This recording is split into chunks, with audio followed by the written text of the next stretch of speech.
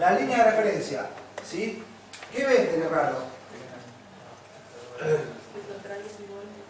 Nosotros vemos que si yo trazo línea de referencia, ¿sí? Tanto cervicales como incisales, usualmente nosotros, salvo que sea una disto, que tengamos como ciertas personas que le hemos sacado fotos con los laterales montaditos, entonces tenemos que se viene acá. ¿Sí? Usualmente se busca este triangulito, estos triángulos, que buscamos signos de feminidad o de juventud en la sonrisa con alas de gaviota, o en alas de gaviota, que sería este incisivo es más largo que el lateral y el canino es más largo que el incisivo. Entonces se le dice sonrisa en ala de gaviota. Pero acá lo que está ocurriendo es que tenemos todo el borde incisal equiparado. Pero si yo comparo acá arriba, que el área cervical está a la altura del central, me está diciendo o que este está gastado o que este está compitiéndole la dominancia del central. Cuando nosotros usualmente en una sonrisa tenemos que buscar que los centrales sean dominantes. Porque cuando nos miramos y miramos a una persona, lo que primero es enfocar nuestra vista casi hacia el centro. Y siempre hacemos una comparativa. Entonces acá, bueno, tenemos que los dos incisivos laterales están compitiéndole la dominancia del central. El incisivo lateral, si esto está a esta altura, tendría que estar más arriba, tanto acá como acá, ¿o no? Por lo tanto, cuando la paciente lo vemos, lo preparamos, la mandamos al laboratorio para que le tome el color, en este caso, el que vive lejos y tiene un laboratorio en Buenos Aires y vive en el interior, bueno, le sacará fotos, ¿sí? Pero por el otro lado, lo que tenemos que hacer es enviar al laboratorio para que el laboratorio es quien va a construir la corona, la haga de la mejor manera posible y casi copiando el color.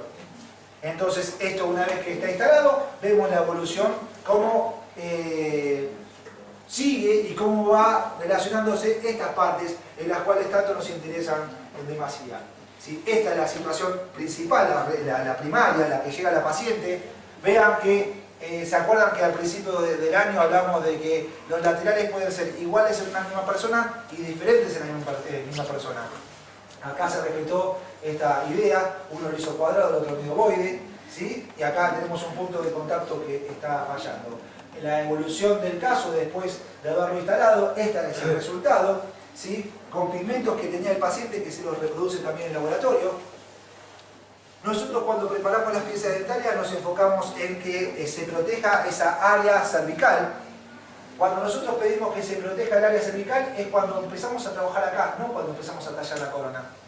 No es cuestión de colocar el hilo de retracción cuando empezamos, porque si nosotros superamos los 30 minutos de permanencia del hilo puede generar una retracción gingival. Esto ya hay autores que han hablado del tema, uno por ejemplo sería Maynard o Wilson, lo que han hablado sobre la permanencia de ese hilo en boca. Entonces en el surco más de 30 minutos. Se han hecho estudios con perros, se lo han dejado en diferentes etapas y entonces en esa evolución fue donde se dieron cuenta de que no cicatrizaba, ¿sí? La otra cosa es por qué nosotros hacemos esa preparación. Para tener en cuenta esa translucidez. Si yo tengo un paciente en el cual tengo que hacer una restauración total, me tengo que fijar a nivel cervical. Si este paciente viene con un diente oscurecido, el oscurecimiento no va a ser solamente acá, sino va a ser en casi toda la pieza dentaria, más cuando tuvo un perno de un metal no noble. Si este paciente viene a la consulta con esta situación y viene a cambiarse una corona y acá tiene negro, porque tiene una vieja restauración, yo eliminaré o tendré que ver de que si esa pigmentación es debida a lo que tiene acá abajo. Si yo eliminara la corona, digo, esto te lo hago con la mejor ceramista del mundo, lo llamamos a Willy Geller, que se sienta, u hoy otro también ceramistas muy buenos, que venga al consultorio o vamos al laboratorio, te hace la mejor corona. Pero nosotros vamos a poder meternos un poquito acá, más o menos intraclavicular. Pero miren todo lo que todavía sigue reduciéndose de encía en esta zona. Si vamos a ampliarlo todavía. ¿Cómo nosotros podemos decirle al paciente que colocando el hilo o llevándole la restauración a este nivel, todo esto que está acá no se le va a poner, no se le va a ver gris? Al paciente le tendremos que decir, mirá, yo te puedo hacer la corona la mejor posible, pero este halo gris no te lo va a poder eliminar. Porque el diente está negro. Ni con blanqueamientos, ni con un reemplazo de ese perno por un poste te voy a lograr sacar esa imagen negra. O convivís con eso, o tendremos que pensar en otra cosa. Quizás sea el aumento de cambiando el biotipo, si es que es un biotipo fino, transformando en uno grueso, o en algún punto quizás conseguiremos lamentablemente la extracción si es que la estética la está molestando tanto. Quizás sea eso, porque una extrusión del diente será una extrusión del diente, ¿sí? Para que nos mantenga esa cresta ósea y después pensar en la colocación de un implante. Si es que el paciente quiere sacarse solito, si no, que conviva con esa restauración.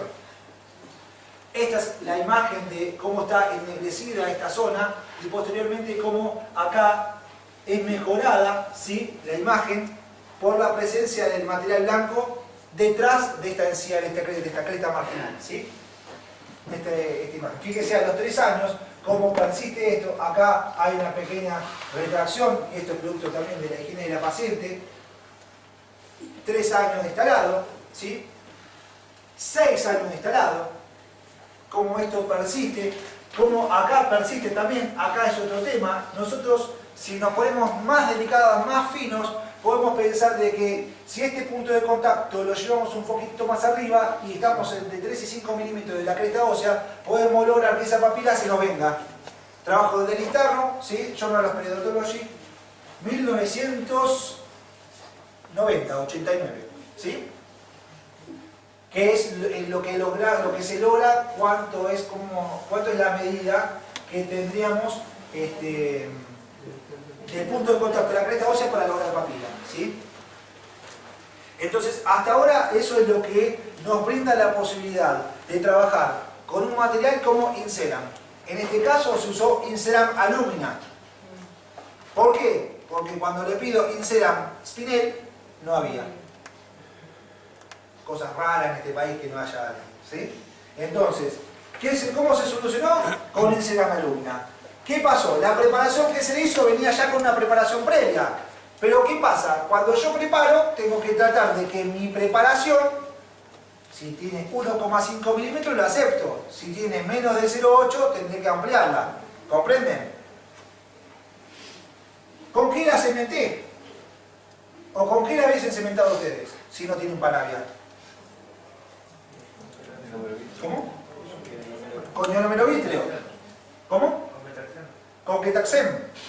No hay Ketaxem, no hay Fujibuno porque no tenemos nada. Tenemos fosfato, otra opción. Sacando las marcas que ustedes vieron allá, ¿qué cementos a ustedes se les aparece en la cabeza que podríamos utilizar? Relix. ¿Relix cuál? El ARC. Sí, el ARC es un dual. ¿Sí? Si yo estoy trabajando con un material que tiene una translucidez disminuida o tiene este grado de opacidad media, yo estoy pensando que quizás la luz no le llegue en algunas partes, quizás le lleguen a partes más finas, pero hay ciertas partes donde no va a llegar la luz. Entonces, ¿qué tendré que pensar? Principalmente, si sé que quizás la luz no le llegue en algún punto. Voy a pensar en dual, pero quizás me tire a un cemento de autopolimerización. ¿Entienden? Para eso yo podré pensar en cementos como el Multilin, o poder pensar en cementos, por ejemplo, el U100 o el U200, o el Unicem o el Unicem 2. ¿Comprenden? Que son cementos de autopolimerización, pero sería una séptima generación, porque no necesitan ningún tratamiento previo del diente. ¿Comprenden? Entonces, eso es lo que, si ustedes trabajan con un laboratorio que tenga Vital, le da estas posibilidades. Por un lado, ¿qué le da? Si yo quiero translucidez. ¿Qué tipo de Inceram? Spinel. Si yo no me interesa tanto la translucidez, o puedo trabajar en el sector anterior y posterior, que hace una rehabilitación todo el mismo material, alumina. Y si yo quiero pensar en sectores de alta carga, circonio. ¿Yo puedo hacer una rehabilitación toda alumina? ¿O podré modificarla? Podré colocar coronas de Spinel acá en el sector anterior, si pensamos en coronas, ¿no? Y en el sector posterior, si son coronas unitarias, podré pensar en alumina. ¿Sí? Si yo tengo sistemas de CAD/CAM, ya lo veremos más adelante y cómo trabajan con estos bloques. ¿Sí? La otra opción de tratamiento, o de la otra forma de elaboración, sería el método de inyección. Acá ya son pastillas que fueron sintetizadas y cocinadas por el fabricante. El fabricante es el que se encargó de mezclar el polvo y el líquido. Lo aglutinó, lo cocinó y salen las pastillitas. Esas pastillitas se las van a vender y el laboratorio lo que va a hacer es colocarlas en hornos, las va a reblandecer el calor y la van a inyectar como se inyectaba o como si fuese la técnica de prensado, ¿sí? Que es prensado. Entonces va a difundir a ese bloquecito que nosotros queremos copiar. Para eso nosotros tenemos que meternos en una marca con un sistema, ¿sí? La marca es Ivoclar y el sistema es IMAX. Pero para poder hablar de IMAX, nosotros tenemos que entender de dónde viene el IMAX para que comprendamos en cierto punto que lo que se hacía antes se hace ahora. Lo que hace la empresa es evolucionar. Antes podía hacer unas cosas, pero como otras empresas, la competencia le venía ganando, mejora el material. Como ellos no le podían dar al laboratorio todas las indicaciones, mejoran el material. ¿Entienden? Y cada mejora fue un nombre diferente o un mismo nombre con un número. Hasta que después lo cambiaron y dijeron Empress Max, ¿sí? Entonces vamos a IMAX. Para eso vamos a remitirnos a la historia.